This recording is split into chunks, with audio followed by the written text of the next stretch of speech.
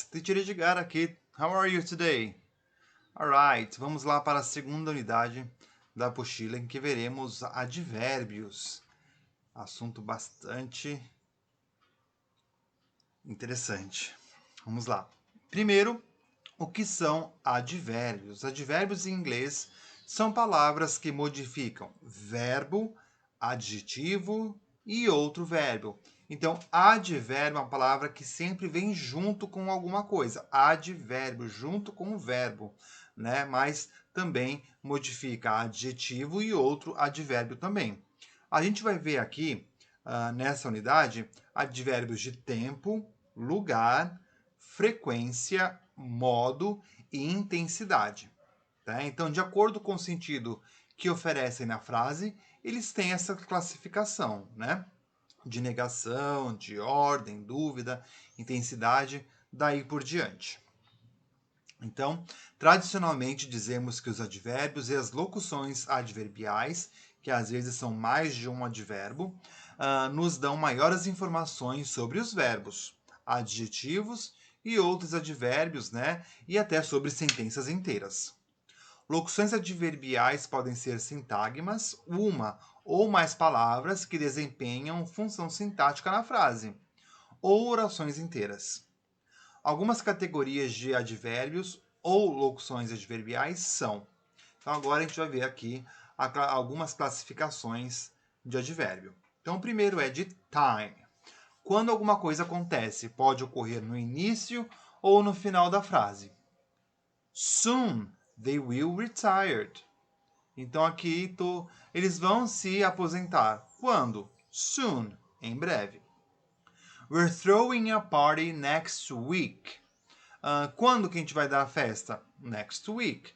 Então aqui são o tempo, né? Quando alguma coisa acontece. Frequência, frequency. Com que frequência algo acontece? Alguns exemplos de advérbios de frequência: always, usually, generally, sometimes, rarely, hardly ever, never, ocorrem entre o sujeito e o verbo principal ou depois do verbo to be. Já as locuções do tipo once, twice, three times a day, a week, ocorrem normalmente no final de frase. Então, repetindo.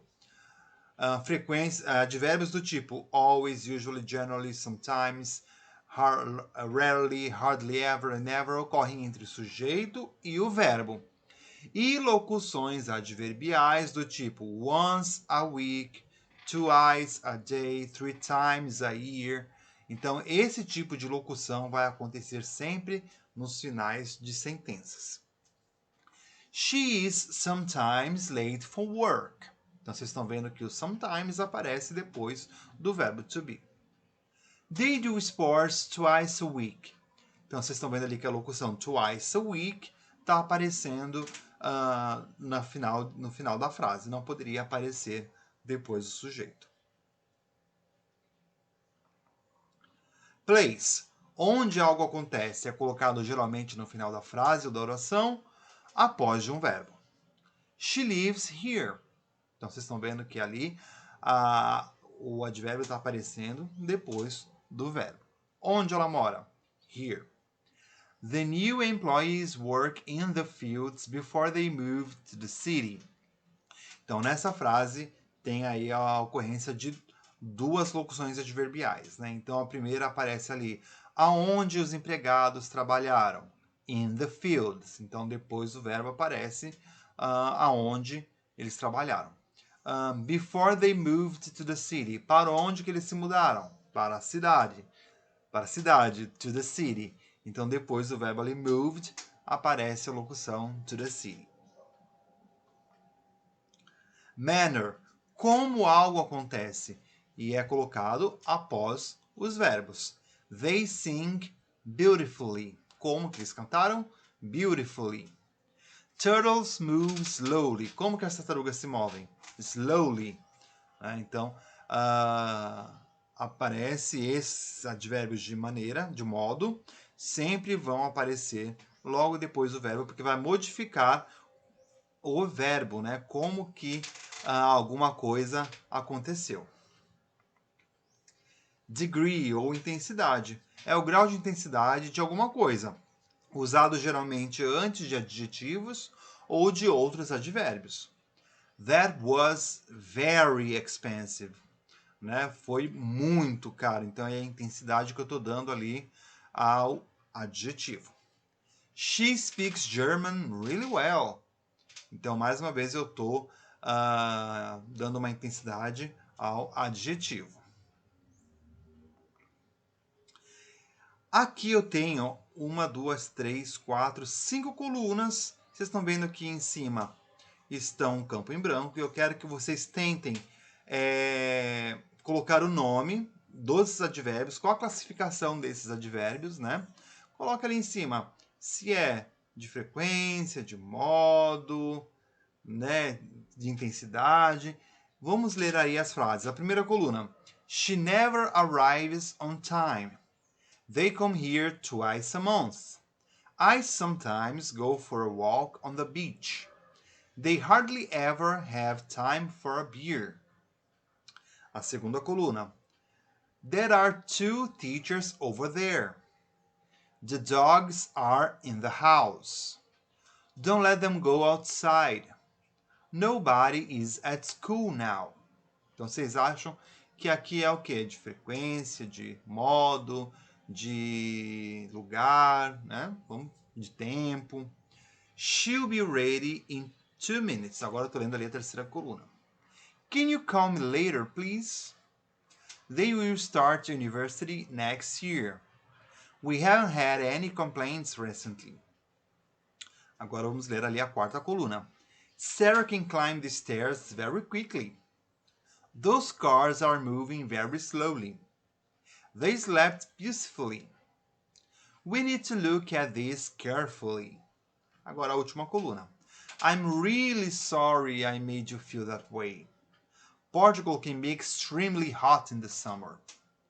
This film is quite interesting. Don't work too hard.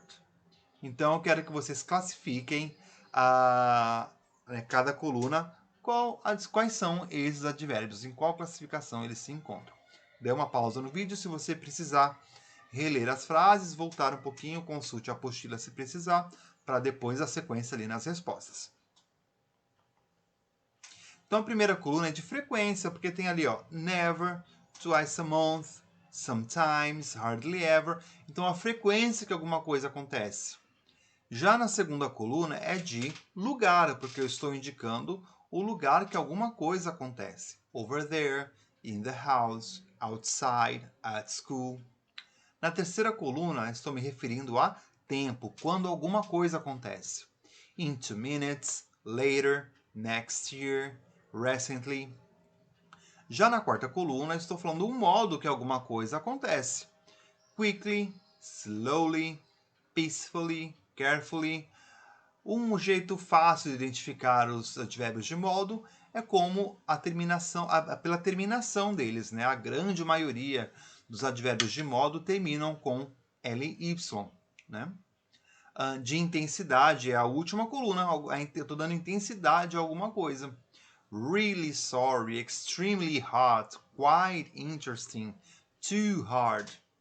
Né? Então, tá aí dando intensidade a adjetivos ou advérbios. Vocês vão ver aí na apostila de vocês que tem aí outros exemplos, né, de advérbios de frequência, lugar, tempo e modo, e intensidade. Então, depois dê uma lidinha aí com calma para você se inteirar com os outros exemplos de advérbios. Os advérbios de modo merecem uma atenção especial. Note que muitos deles são formados por um adjetivo acrescido de ly no final, como beautifully, amazingly, peacefully, carefully, slowly e quickly. Muitas vezes o sufixo li pode ser traduzido comumente. Nesse caso temos lindamente, maravilhosamente, pacificamente, cuidadosamente, lentamente e rapidamente. Mas não é sempre que o li e o mente são usados para formar advérbios de modo. Exemplos disso são recently e lately, que é recentemente e ultimamente, que são advérbios de tempo, e hardly, ou hardly ever, que são advérbios de frequência. Então, nem todo advérbio terminado com li é de modo, ok? Então, depende muito aí da onde que ele vai estar inserido, né? I hardly ever see my parents. We could hardly see her in the dark. Então, aí são exemplos de adjetivos que são acrescidos do sufixo li, mas que não são advérbios de modo. Há ainda casos de adjetivos terminados em li que não podem ser traduzidos comumente, por não serem advérbios. Friendly, lovely, silly, lively, que são adjetivos, né? Então, simpático, adorável, bobo, animado. Então, esses são exemplos de adjetivos que terminam em li, né? Que normalmente é traduzido com mente, mas nesses casos não, porque não são advérbios, são somente adjetivos. E por fim, há advérbios de modo que não terminam em li, como fast e hard. I ran very fast to catch the train. They work hard day and night. Então aí são exemplos de advérbios de modo. Como eu disse, a maioria termina com li, mas esses são dois exemplos que não são exceções. Estratégias de leitura. Vamos agora ter vamos ver algumas estratégias para a gente entender textos, né, para facilitar a leitura de um texto. Então, são estratégias de leitura. Hoje a gente vai relembrar cognatos, ok? Então, já foi estudado isso no caderno 4, lá do primeiro ano, né? Vamos apenas fazer uma breve revisão para lembrar dessa estratégia. Então vamos lá. Cognatos são palavras de certo idioma que são idênticas ou muito parecidas com as palavras de outra língua. Isso acontece porque elas têm a mesma origem etimológica, né? Ou seja, têm a mesma história, derivam de outro idioma comum, como por exemplo latim, francês, italiano, né? E etc. Palavras inglesas idênticas ao português, claro que a pronúncia vai mudar, mas a escrita é a mesma.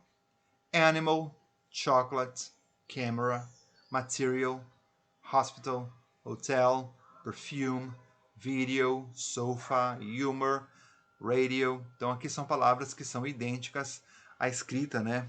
Pelo menos idênticas ao português. Palavras inglesas que são muito parecidas com o português, né? A escrita, né? O som também, a pronúncia vai mudar. Idea, information, different, intelligent, international, airport, train, Portuguese, test, depend, deodorant, process, element, example, dictionary, computer, telephone, cellular, energy, ocean, photograph, paragraph, honest, contact. Então, isso facilita na hora da leitura, né? Quando você pega um texto, você começa a fazer aquela leitura, você, por essas palavras, né, que são cognatas, torna o texto mais fácil de compreender. Já os falsos cognatos são palavras que se parecem muito com palavras em português, mas têm sentidos diferentes. Ou seja, a escrita é a mesma, mas o sentido é diferente. Isso causa confusão. Eles ocorrem com menos frequência nos textos, né, do que os cognatos, mas é importante a gente estar preparado para elas quando elas aparecerem. Né? Então é sempre recomendável aprender pelo menos os falsos cognatos mais comuns. Tem aí a tabelinha. Actually, que parece atualmente, mas que significa na verdade. Application, que parece aplicação, mas significa inscrição. Pretend, que parece pretender, mas significa fingir. Lecture, que parece leitura, mas significa palestra. Parents, que parece parentes, mas significa pais. Fabric, que parece fábrica, mas significa tecidos, né, de roupas e móveis. Beef, que parece bife, mas significa a carne bovina no geral. Confident, que parece confidente, mas significa confiante. Costume, que parece costume, mas significa fantasia. Injury, que parece injúria, mas significa ferimento. Eventually, que parece eventualmente, mas significa no final. Outra dica de de estratégia de leitura é a gente ver o layout do texto, né? E pela tipografia também do texto ajuda bastante na hora da gente compreendê-lo. O layout correspondente ao formato do texto e vai depender do gênero textual. Cada tipo de texto é apresentado graficamente de maneira diferente, com seus elementos característicos, como ilustrações, abreviações, vocabulários específicos, tabelas, quadros explicativos, datas, números, gráficos, fotografias, etc. Outras dicas tipográficas incluem palavras em negrito ou itálico. Letras maiúsculas, cabeçalhos, referências bibliográficas, fontes, títulos e subtítulos, né? A pontuação e outros recursos de escrita, como reticências, aspas, parênteses, também são importantes e nos dão informações valiosas. É muito importante que essas dicas sejam observadas antes da leitura do texto. Faça uma busca e tente relacioná-las com seu conhecimento de mundo e suas hipóteses. Se houver imagens, explore-as o máximo possível, pois através delas é possível saber se é uma propaganda, um artigo científico, uma notícia, uma receita ou um cartaz de filme. Aqui faltou alguns hífens aqui, mas foi erro de digitação, viu, gente? Relacioná-las, explore-as, faltou o hífen, mas foi erro de digitação. Então, por hoje é só. Acesse o plural para ver as atividades que tem lá disponível. E qualquer dúvida que vocês tiverem, pode chamar o teacher, que eu tento ajudar no que eu puder. Bye bye, class!